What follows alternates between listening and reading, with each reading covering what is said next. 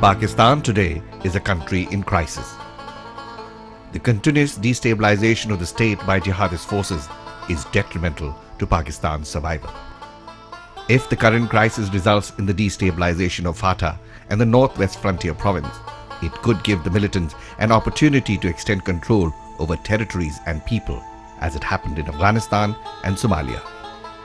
Pakistan must quickly re-establish control over its territories so that it ends the ascendancy of the militia, which threaten internal and regional stability.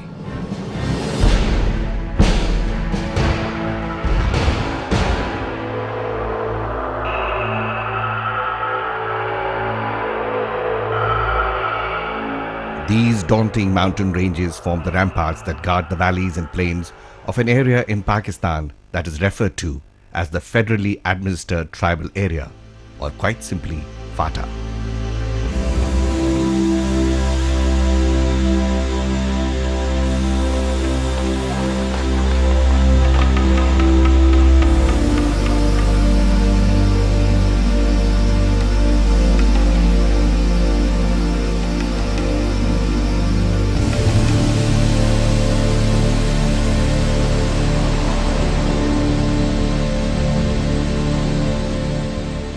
The historic Khyber Pass, the gateway to a country which lay across the passage of some of the world's greatest conquerors, Darius the Persian, 2 centuries later in 326 BC, Alexander of Macedonia, Genghis Khan, Tamerlane, the British, and in modern times, the Russians. None could conquer it. When the British Empire extended their reach up to Peshawar or up to Indus, then they found different people across the Indus, difficult to rule them, always ready to die for their cause, well united against any aggressor or outside intervention.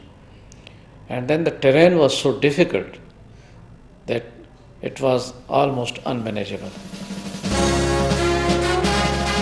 In 1947, when Pakistan came into being, the tribes of the region expressed solidarity with the founder of the nation and its first Governor General, Muhammad Ali Jinnah, and pledged allegiance to Pakistan. The FATA of the time was a far cry from its present situation.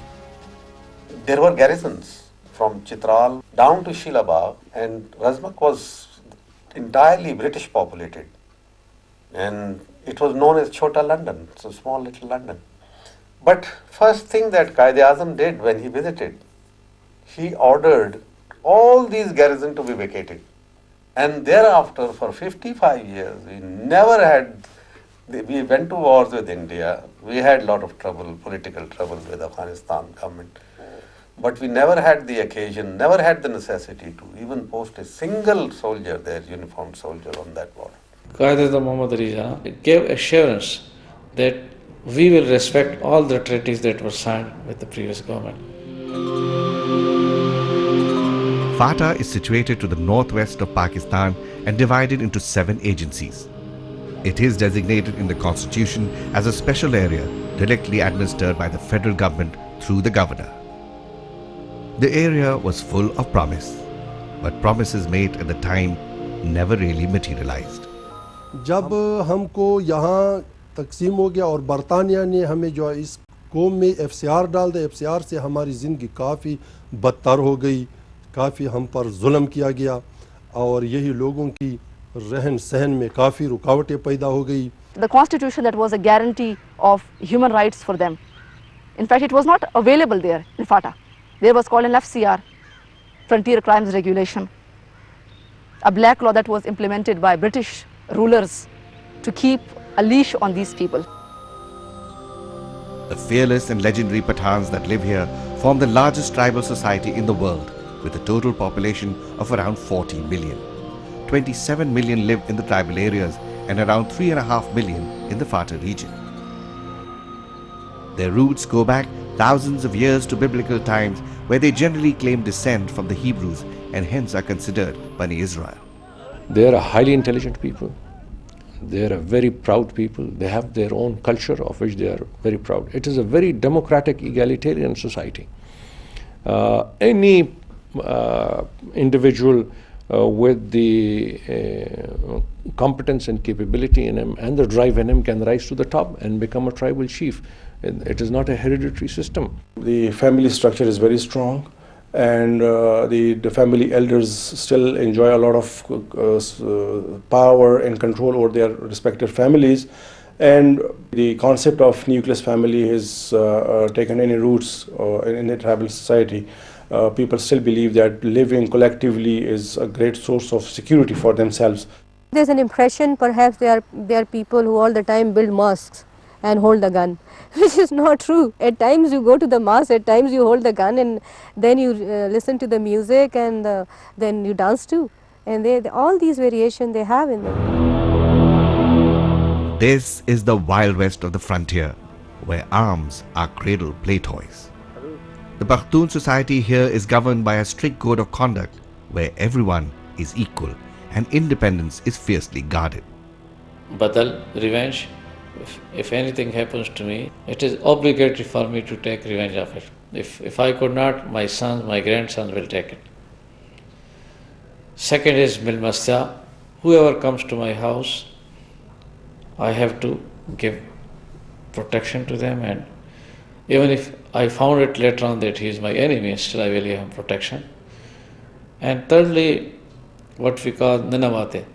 Whoever comes to me that I should be forgiven, I have to forgive him. Contrary to perceptions, the tribal society is not lawless. In fact, it is a well-organized society with an aptly developed hierarchy of social structures. Here, each tribe is a small democracy in itself.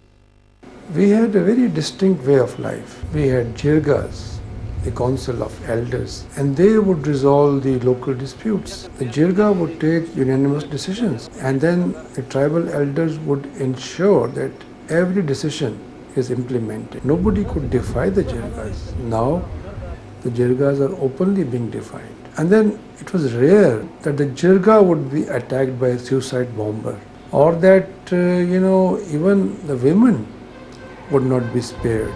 These things are alien to the Pashtuns.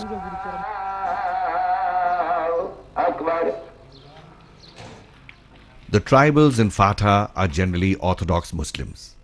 But illiteracy here is widespread not just because of the deeply conservative society. It's more the lack of will on the part of authorities that have dragged their feet. They were shouting for roads, for infrastructure, for employment generation opportunities, but they were denied. Even according to government statistics, only 2 or 3% of the FATA female are educated, and among the male, the education ratio is about not more than 17%. That shows the reluctance of the tribal elders and also the apathy of the local administration. This was the biggest achievement of the army going there, that there was attitudinal change. Initially, there was resistance to girls' schools, for example. And then there were more demand for girls' schools than for boys. Initially, they were reluctant to send their women folk to the medical camps that we were establishing for them on fortnightly basis. We would send our specialists with medicines in helicopters to the remote areas and then invite them. And they would be given treatment, and serious patients would be transported to CMH Peshawar and all that. Like most tribal societies, women here continue to remain silent spectators, even though within their own domains, they are generally dominant and active partners. Since the independence of Pakistan, much of the structure of FATA remains unchanged. The promised ultimate integration through gradual economic development has taken too long to materialize. You see, there was very little development. One, because, as I said, that a big chunk of the FATA territory was inaccessible. The second thing was non-availability of funds. In the past, there were several difficulties. In the past, Pakistan had its own problem. FATA was not on the radar, but things have changed. This is a very coarse excuse on part of the governments that these people themselves were denying to get these rights. Yes, these people wanted to keep their tribal identity intact, tribal culture intact, but it didn't mean that you should not give them the rights. Surrounded by majestic mountain terrains and set amongst lush valleys, FATA is blessed with nature's wonders and numerous trade opportunities in sectors as diverse as agriculture, mining, fishing, construction, irrigation, hydropower, and many more. Sadly, because of this void in development, these tribal societies were denied opportunities for income generation and improving their lifestyles. Whilst large areas in FATA suffer isolation, untouched by development, there are small miracles taking place.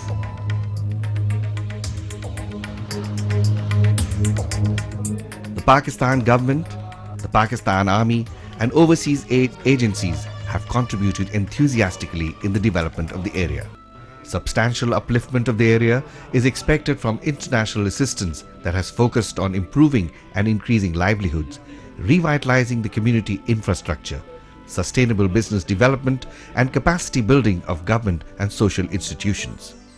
But it is development too little and perhaps too late. The spillover of extremist ideologies from Afghanistan that feel threatened by this development have firmly rooted in the tribal areas, and years of government neglect probably helped promote the extremist cause. Their vacuum was filled by these organizations like Taliban and the criminal even gangs. They pose as a Taliban, but they carry on with their activities, and we have this mess or the lawlessness in tribal areas. Perception in the West is that here are people within the Pakistani territories who first of all gave refuge during the Mujahideen wars to the Arabs and who were used in Afghanistan to oust the Soviet Union. Now these people, when they stayed on during the Taliban years, they created camps, they created organizations, and the Pakistan strategy at that time was that we should have strategic depth, which meant that you should have a friendly government in Afghanistan. But Pakistan then in the 80s was playing for the West, not knowing that what they were creating would become a monster for the whole international community after the Soviet Union left, because there was no rehabilitation, no rollback of the militants. There was actually no scheme to put an end to it. And now the whole world is paying the price for that. Then came 9/11 and the world changed forever. Follow-on events led to the invasion of Afghanistan, and the tribal areas became the hotbeds due to the massive incursion of the Taliban into Pakistan tribal territory. What Pakistan has been doing in the past 3 decades now is battling the fallout. And fallout there has to be. There is no way Pakistan can say we seal the border and we stand away and it will not affect us. Can't be done.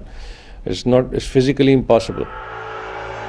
The effects multiplied following the 2004 military action in FATA by the Pakistan Army in order to halt these incursions. However, amidst this turmoil, and for no fault of theirs, the people of FATA find themselves in a precarious situation where they see little hope for their future. हम पाकिस्तान में 1947 ले रह रहे थे। यही कानून जो उन्होंने हमें नहीं चल रहा था, हम तो 2004 तक इस तक हमारे और उनके दरमियान कोई जड़प देख लिया। यही मुल्क था, यही हम लोग थे, वो हम पर हुकूमत कर रहा था, हम मान रहे थे। हमने जब उन्होंने 2004 के बाद हमारा चिढ़ना शुरू किया तो हमने अपना राइट्स का हक तलब किया। क्या इतने तक हमने ये बातों में हो रहे हैं कि अब इसके पीस कैसे आएगा? हमने कहा जितने तक हमें राइट्स नहीं मिल रहे पीस नहीं होगा। आप लोग हमें डेवलप दें, आप लोग हमें राइट्स दे दें, हम आपको हर किस्म की पीस दें। Despite the chaos, the state is still battling on as the atrocities against the people continue to rise. These are unusual times, and everything has suffered. It's not only the culture, it is also the way of life. Some people allege that these acts are being committed by non-Pashtuns. But I beg to differ, because maybe the foreign element, the foreigners introduced this into the Pashtun society, but now the Pashtuns are also involved in these kind of very brutal actions. FATA is a land of hardy people who fiercely guard the way of life. But all their aspirations have been shattered by reasons beyond their control. Today, thousands find themselves displaced from their own homes, clinging on to every little twig they can get hold of, and living as refugees in their own country. And as they celebrate the 30 days of mandatory fasting, marking the end of the holy month of Ramadan, they must all surely have a common prayer: to return to their homes, to be free, and to live in peace.